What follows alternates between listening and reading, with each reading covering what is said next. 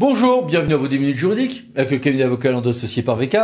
Alors dans quelques minutes, on va parler stratégie immobilière publique, mais tout de suite, les brefs de la semaine. Commençons par les contrats avec un arrêt du Conseil d'État sur les modalités d'application dans le temps des prescriptions quand il y a des actions en responsabilité contractuelle. Et puis un exemple intéressant d'annulation de procédure de concession aéroportuaire en Polynésie française. En matière d'agents, un décret est intervenu pour que la prime de responsabilité pour les emplois de direction des collectivités locales puisse être cumulée avec le RIFSEP. Un décret est sorti sur les instances de dialogue social pour les GIP. En effet, la loi de transformation de la fonction publique de 2019 avait oublié les GIP dans la réforme qui fait que l'on va bientôt avoir nos comités sociaux, etc. Ouf, un décret est intervenu pour les GIP. Puis une décision intéressante du théâtre de Toulon sur l'activité accessoire pour les agents sous le régime de la micro-entreprise qui n'est pas incompatible avec un emploi à temps plein. Et puis un arrêt du Conseil d'État sur les obligations pour l'employeur public quand il y a une souffrance au travail des agents publics. Un arrêt du Conseil toujours sur la communication du dossier aux agents, en l'occurrence dans un cas concernant le corps préfectoral. Et puis, un décret est intervenu pour dire que quand on a des saisines en série de documents administratifs, quand ensuite un même demandeur a formulé 5 demandes ou plus de communication de documents administratifs à différentes administrations, alors qu'en fait c'est la même demande, eh bien il y aura une procédure de regroupement de ces saisines. La Cour des comptes a fait une étude financière assez classique sur les finances locales, rien de neuf, si ce n'est que elle a fait des propositions assez tranchées en matière d'intercommunalité, que voici, avec un projet de territoire, des relances des schémas de mutualisation et surtout le versement de la DGF au seul niveau des EPCI, avec ensuite une répartition en deux droits communs ou dérogatoires et des corrections possibles de l'attribution de compensation selon des modalités facilitées. Une directive nationale d'orientation a été adoptée en matière de politique jeunesse. Et puis, la Cour de cassation civile a rendu une décision intéressante sur le fait qu'un salarié, même de droit privé, sera astreint strictement au principe de neutralité, de laïcité et même un devoir de réserve dans sa vie personnelle, en l'occurrence sur les réseaux sociaux, si soit il œuvre dans un service public, soit s'il est mis à disposition d'une personne publique. Et c'était avant même la loi séparatisme, donc évidemment, ça ne peut être que renforcé depuis. En matière d'environnement, beaucoup d'actualités. 2 textes sur les bruits qui viennent des transports ferroviaires, toute une série d'annonces lors du premier comité des zones à faible émission mobilité, le fait que la Cour de cassation criminelle, cette fois-ci, nous a dit que négliger des mesures compensatoires en matière d'habitat d'espèces protégées revient à constituer, même par négligence, une infraction pénale. Un terrain qui a été couvert par une autorisation ICPE doit donner lieu, lors d'une vente, à une information environnementale. Eh bien, cette information s'impose, même si l'installation ICPE n'était pas sur le terrain, donnant lieu à cette cession. On a un décret qui a été publié le 30 octobre 2022 sur les sanctions administratives, 30 000 euros quand même, qui peuvent s'apposer pour des producteurs ou distributeurs qui ne respectent pas l'obligation de signer un contrat climat. Et puis un autre décret, le même jour, qui raccourcit les délais d'adoption de délais de recours contentieux, puis de jugement ou d'appel, pour un certain nombre d'installations de production d'énergie, en matière d'énergie donc renouvelable, hors éolienne, mais y compris par exemple méthanisation. Et puis les mini-brèves, que voici, et que voilà, et que voici encore. Et passons maintenant à notre grand dossier, piloter une stratégie immobilière publique. Alors, quand des avocats comme nous trouvons à travailler sur une stratégie immobilière publique, on a des problématiques classiques de procédure, d'avis des domaines, de montage juridique en matière de domanialité, de transfert de biens entre personnes privées publiques ou entre personnes publiques, de déclassement, de contrats, de prise en compte de paramètres de performance énergétique, d'urbanisme, parfois de droit de la fonction publique, parfois de règles ICPE, IOTA, cité sol pollué, etc. Ce n'est pas de droit que j'ai voulu vous parler, mais de ce que les juristes et acteurs publics doivent avoir à l'esprit, c'est oui, mais concrètement, comment je la pilote, ma stratégie immobilière? Et bien sûr, tout ceci, j'ai voulu faire appel à un cabinet dédié à ça, que j'ai croisé sur un certain nombre de dossiers en trouvant leurs interventions intéressantes, donc j'ai voulu les inviter pour vous. Écoutez, Olivier, bonjour. Bonjour Eric. Question simple, quels paramètres d'abord prendre en compte quand on a une stratégie immobilière à déployer et qu'on est une administration? Les administrations collectives publiques ont des objectifs à des démarches qui sont spécifiques et qui obéissent à des règles un peu différentes. Alors, j'en ai listé 5. La première, c'est le raisonnement long terme. Après une réflexion immobilière pour le compte de ces administrations, on tient compte du fait qu'ils ont une vision qui est stable, souvent un ancrage local, parfois un certain conservatisme dans les modes de travail, et puis également quand il s'agit de financer des projets, il faut les anticiper longtemps en amont. Deuxième élément, des délais de validation qui sont allongés. On a effectivement le choix des prestataires qui doivent répondre au code de la commande publique. On a également des obligations de labellisation de projet, de validation d'organismes de tutelle. Donc ces éléments sont à prendre en compte.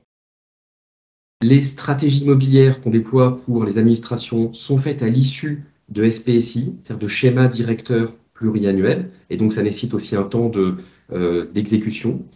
On a également des règles de l'administration à respecter. Dans le marché des RFI, duquel nous sommes titulaires, l'administration de l'État a quelques contraintes et quelques règles à respecter, et notamment des plafonds de loyer en fonction des marchés immobiliers que l'on fait, et également des contraintes au niveau des surfaces que nous devons respecter.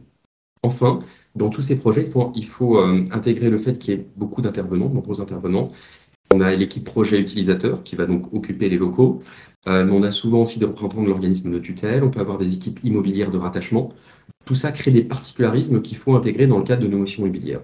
En revanche, on a aussi des objectifs qui sont partagés avec le privé, comme la rationalisation des implantations, le fait de vouloir réduire son coût immobilier, l'amélioration des conditions de travail, un travail fait sur la QVT notamment, mais également une vision environnementale qui est de plus en plus présente, afin d'avoir des immeubles qui soient les plus vertueux possibles. Allez, quelques exemples. On a effectivement travaillé pour une administration qui doit gérer un projet d'acquisition d'immeubles et de travaux sur un immeuble important. On s'est rendu compte dans les délais qu'il fallait intégrer les consultations, pour choisir d'abord son prestataire qui va l'accompagner en tant qu'assistant à maîtrise d'ouvrage, puis ensuite choisir l'équipe de maîtrise d'œuvre pour la conception et la réalisation, puis ensuite faire une nouvelle sélection pour les entreprises. Donc tout ça vient rallonger en fait un projet immobilier qui est déjà long par nature entre toutes les autres autorisations à obtenir. Ça, c'est un premier exemple. Second exemple qui peut concerner des administrations centrales. En Île-de-France, on a des contraintes que j'évoquais tout à l'heure en termes de loyer, de plafond de loyer à respecter, et qui dépendent vraiment de la tension des marchés. À titre d'exemple, à Paris, le loyer plafond est de 410 euros par mètre carré par an maximum. C'est un loyer économique, c'est-à-dire que c'est le loyer facial, mais retraité de tous les incentives et toutes les mesures d'accompagnement qu'on peut avoir dans le cadre d'une négociation. En Seine-Saint-Denis, il ne devra pas être supérieur à 275 euros. Donc on voit ces différentes difficultés qui ne sont pas forcément en lien avec les contraintes qu'on peut observer dans le marché. Ça, c'est un élément complémentaire à prendre en compte. Dans les études, je parlais de SPSI tout à l'heure, on a des études stratégiques assez approfondies à réaliser qui permettent de comparer des immeubles. Ne serait-ce que dans la détermination des surfaces, on a besoin aujourd'hui de tenir compte des usages des différents agents. Et donc, dans les éléments, dans les analyses que l'on a pu faire, par exemple pour SAF, on a dû tenir compte à la fois du traitement spatial, c'est-à-dire qui va avoir un bureau individuel qui sera en espace ouvert. On va également tenir compte de la politique de télétravail. Est-ce que le télétravail est faisable pour tout le monde ou pas en fonction des besoins? Et puis finalement, du niveau de nomadisme. On ne va pas aménager les espaces de la même façon pour quelqu'un qui est vraiment sédentaire et quelqu'un qui est par exemple, qui va être essentiellement sur le terrain. Voilà. C'est tous ces éléments qu'on va intégrer dans les SPSI pour déterminer la surface nécessaire. On a vécu une mission pour une mairie qui veillait à regrouper au maximum ces implantations pour que, évidemment, les services communiquent et soient ensemble. Là encore, le sujet, c'est le fait d'être parfois contraint par son immobilier, de l'immobilier en propriété, parfois difficile à valoriser autrement qu'en l'occupant, des projets de déménagement qui sont souvent très, très coûteux en termes d'investissement. Donc ce sont ces contraintes-là que l'on rencontre. Et avez-vous des conseils méthodologiques à nous donner ensuite au stade du pilotage du changement cette fois? J'ai aussi essayé d'identifier cinq thèmes que l'on rencontre l'accompagnement et le pilotage de ce peut être assez majeur. On a besoin, et on ne le dit pas assez, d'avoir chez nos clients, chez l'utilisateur, une équipe projet impliquée. Impliquée, c'est-à-dire qu'elle ait suffisamment de temps, qu'il y ait suffisamment de ressources, qu'il y ait suffisamment de temps et qu'elle soit plurielle. Parce qu'on se rend bien compte que ces sujets de déménagement ou de réaménagement immobilier, finalement, on a besoin pour les traiter de compétences immobilières, mais également de compétences financières, comptables. On a des sujets RH, des sujets de communication, des sujets informatiques. Et donc, finalement, il faut avoir toutes ces ressources qui sont un peu le miroir de l'équipe qu'on peut, nous, en tant que prestataire, mettre en place. Ça, c'est le premier sujet. Le second, c'est, et c'est très important, le fait de fédérer les collaborateurs. Dans les missions que l'on a pu réaliser, on a à chaque fois identifié un panel représentatif de collaborateurs auprès de qui on a pu venir prendre des éléments qu'on va intégrer dans nos recommandations pour être plus près des besoins. Et de la même façon, ce panel représentatif va servir d'ambassadeur, c'est-à-dire que la communication va aussi se diffuser à travers ce panel. Et ça, c'est aussi un élément important. Troisième élément, c'est le fait que les recommandations soient parfaitement objectivées. Et ça renvoie en fait au schéma directeur immobilier que l'on peut réaliser, parce qu'une fois que c'est comparé, analysé, factualisé, la prise de décision est beaucoup plus simple. Et on se rend souvent compte qu'au moment de prendre des décisions importantes en termes immobiliers, ben, on a tendance à revenir un petit peu en arrière, à essayer de comprendre pourquoi on en est là et quel a été le fil conducteur. Donc important de bien tout factualiser. Quatrième élément, l'acculturation. On vit à un moment où les modes de travail évoluent, dans le privé comme dans le public. Il y a beaucoup de réflexions à ce niveau-là. Il y a des jours de télétravail qui sont en train d'être mis en place.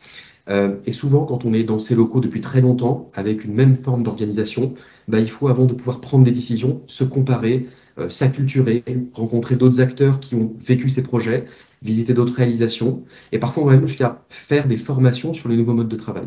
L'acculturation est importante. Dernier élément, je l'ai un peu dit tout à l'heure, c'est que le prestataire puisse avoir une équipe pluridisciplinaire qui soit un peu le reflet des enjeux de ce type de projet. Bien, merci beaucoup, au revoir. Merci beaucoup, merci Eric, à bientôt. Et merci à vous. À bientôt pour une nouvelle vidéo, les 10 minutes juridiques, parlons d'associés pour VK. Pensez à vous abonner. Merci, au revoir.